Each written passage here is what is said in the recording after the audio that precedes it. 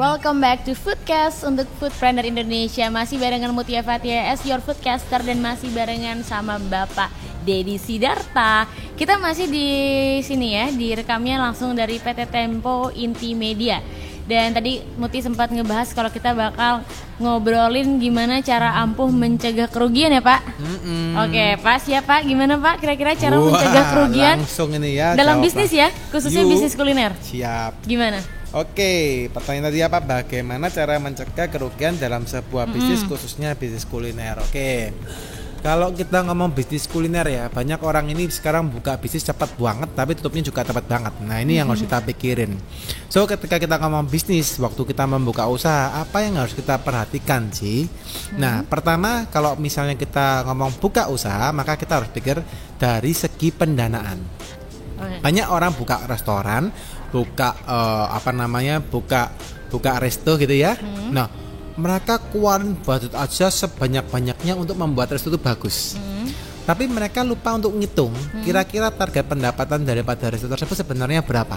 Ya, alhasil pernah waktu itu klien kami kebetulan pernah mereka membuat resto dengan memang waktu itu orang interior, dia bangun resto dengan interiornya bagus banget, bahkan sampai mohon maaf dia beli mejanya itu kayu lok jati yang besar tuh. Bayangin ya itu modal berapa. Terus dapurnya dibuatin ada tutupan dari kayu. Memang kurang banget, maksudnya instagramable gitu ya. Tapi yang terjadi adalah dia punya budget untuk pertama kali dia membuat restorannya itu terlalu besar. Nah, alhasil waktu dia kembalikan untuk BEP-nya terlalu panjang. Dan yang terjadi adalah omset yang mereka dapatkan tidak bisa mengcover, bahkan untuk biaya saja nggak mengcover. Ya, so kita harus perhatikan teman-teman foodpreneur Indonesia, kita harus pikirkan waktu kita membuat usaha resto pertama kali kita harus budgeting dulu dong. Jadi kita harus membudgetkan dulu. Oke, sekarang saya butuh modal berapa sih? Dari modal ini kira-kira target yang relevan, target yang bisa dicapai berapa sih? Nah, dari sana kira-kira kita punya BEP berapa lama sih? Nah, ini harus kita hitung. So ya minimal itulah yang harus kita pikirkan dulu gitu ya. Nah supaya kita minimal jangan sampai jalan resto terus rugi. Nah terus pertanyaan berikutnya adalah apa? Nah Pak, kira-kira berapa lama sih Pak BEP yang normal untuk sebuah usaha restoran gitu ya. So jujur aja kalau kita ngomong yang normal, boleh kita katakan tidak ada standar yang pasti. Ada yang restoran mungkin cuma setahun juga bisa BEP. Ada restoran yang mungkin juga 4 tahun baru BEP atau 3 tahun. Ada yang mungkin 5 tahun dari BEP aja juga. But paling gampang kita pikirin gini, teman-teman foodpreneur ya. Jadi kita pikirkan gini dulu. Ketika kita mau berusaha, minimal kan kita mau berusaha ini supaya uang kita nggak di bank, nggak ditaruh di bank aja. So kita mesti pikirkan dong, kalau kita masuk di bank sekarang bunganya berapa? Let's say 6%. Kalau 6% kedikitan. Kebetulan saya di financial planner, saya tahu bahwa banyak produk di luar sana yang kira-kira itu profitnya bisa kurang lebih 10-15% setahun. Ya. So kalau kita tangkap aja 15% setahun, maka ya jangan sampai lah kita punya usaha, punya profit, punya BEP kalau 100% dibagi 15 kan kurang lebih 6-7 tahun ya. BEP-nya lebih daripada itu. Nah, jadi kita harus pikirkan jangan sampai target BEP-nya kita kepanjangan. 6-7 tahun, 8 tahun, 10 tahun. Nah, ngapain kita usaha juga? Mending taruhin di bank aja kan gitu. Itu tuh juga yang harus dipikirkan. Harusnya bisa ngitungin ya, ngitung dari awal udah tahu BEP-nya kapan gitu. Tapi nggak bisa pasti ya Mbak Muti ya. Kita minimal itu maksudnya dikira-kira. Nah, target. Jadi, makanya target. Aku kira-kira targetnya adalah 5 tahun. Nah berarti kan kalau 5 tahun 100 bagi 5 kan 20%. Lumayan lah, lebih gede daripada bunga bank kan gitu. Apalagi kalau targetnya setahun. Nah gitu. Nah terus berikutnya habis kita ngomong masalah di awal budget ya. Kedua ngomong lagi kalau ngomong rugi. Nah rugi ini kan berarti disebabkan tadi antara omset yang lebih kurang gede atau biaya yang lebih kegedean. Nanti saya sempat jelaskan di podcast yang sebelumnya. Nah kalau misalnya kita ngomong secara itu udah beres semua nih, misalnya omset sudah tahu cara dapatnya, terus misalnya ternyata biaya juga tahu cara reduce-nya. Nah, perlu yang kita pikirkan lagi ada faktor fraud. Jadi kita bisa rugi kalau ternyata fraud-nya kita besar. Nah, fraud itu apa? Fraud itu tidak kecurangan gitu ya. Nah, yang mesti kita atur apalagi di bisnis kuliner, fraud di bisnis kuliner ini sangat gampang. Ya, kenapa? Karena barangnya kita satu mudah dimakan, dua mudah dijual. Gitu ya, kita ngomong beras ya ngomong beras, siapa sih yang nggak butuh beras gitu ya. Daging, siapa sih yang nggak mau makan daging. Nah, ini kita harus pikirin gimana sih cara kita ngelola faktor-faktor fraud ini supaya jangan sampai terjadi dan besar. Nah, yang perlu kita ketahui bahwa fraud yang terjadi di lapangan itu rata-rata tidak pernah kelihatan besar, tapi kecil-kecil. Iya. Alhasil besar. Contoh ya Mbak Muti ya, contoh gini. Misal kita buat misalnya ngomonglah, ini saya enggak menyudutkan satu pihak ya, tapi gini. Kita sekarang ada resto kita setiap hari kehilangan daging kurang lebih 100 gram ya setiap hari. Terus kehilangan misalnya ngomonglah beras gitu ya, 100 gram ya satu hari. So kalau 100 gram satu hari, kalau dikalikan 30 berapa? 3 kilo benar? Iya 3 kilo. 3 kilo kira-kira kalau misalnya kita kalikan dengan faktor daging harganya 100.000 berarti berapa? 300.000 satu bulan. Wow. Ya. Kalau setahun berarti apa? 3,6 juta. 3,6 juta. Kalau dikalikan 5 tahun berapa? Ngerti ya? Jadi fraud ini kecil-kecil tapi tidak kelihatan. Tapi kalau misalnya suatu saat bisa membesar, alhasil kita punya cost yang nggak seharusnya kita keluarkan tapi dikeluarkan. Ya kadang kan kita suka mikir segini doang, ya udah. Apalagi yang ownernya sendiri mungkin ya kayak ya udahlah segini doang nggak apa-apa gitu. Ya. Padahal nggak bisa campur tangan ke itu ya Pak ya.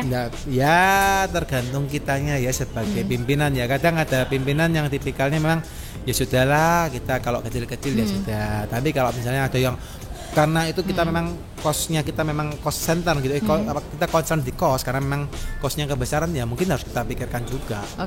Berarti tadi dari pertanyaan gimana cara mencegah kerugian dalam bisnis khususnya bisnis kuliner ya udah jangan ada yang namanya fraud tadi ya. Ya kita minimalkan lah namanya fraud.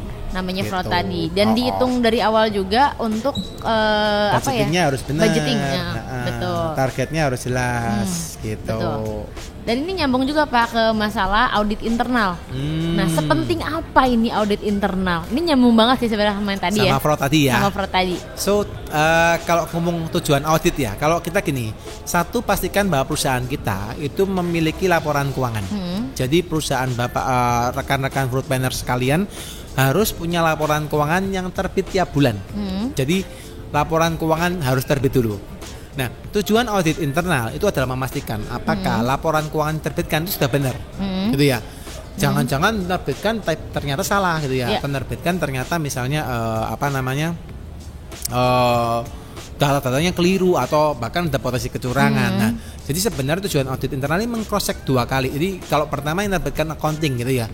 Kedua mungkin yang audit internal yang bagian ada departemen lagi, either dia memang independen internal auditor di perusahaan atau mungkin dia eksternal auditor ngambil dari pihak luar ya.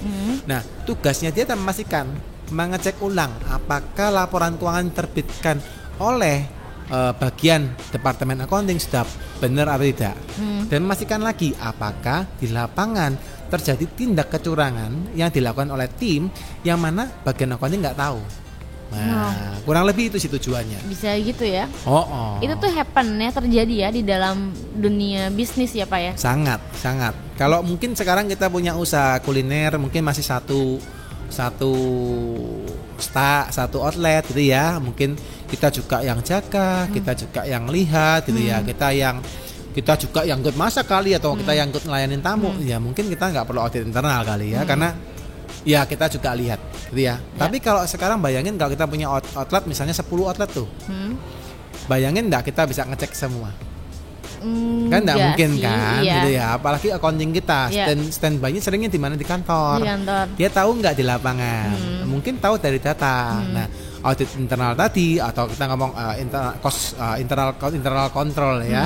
Tujuannya apa? Ke lapangan. Lihat kita punya outlet, kita lihat cost kontrolnya kita, terus kita kalau di bahasanya food waste-nya berapa, spoilnya berapa, kita harus lihat juga kalau di bahasa makanan ya. Kalau ternyata kita waktu motong misal contoh gini, kita beli sayur, mestinya waste-nya ada misalnya ngomonglah 30% karena batang dan sebagainya gitu ya. Ternyata motongnya separuh 50%. Jadi kalau nggak dikontrol kan juga itu juga salah satu tugas audit internal ya. Gitu. Oke, tadi berarti kalau misalnya kelihatan ya dari hasil audit gitu, Terus langkah apa sebaiknya dilakukan oleh seorang pelaku bisnis kalau menemukan fraud dalam bisnisnya?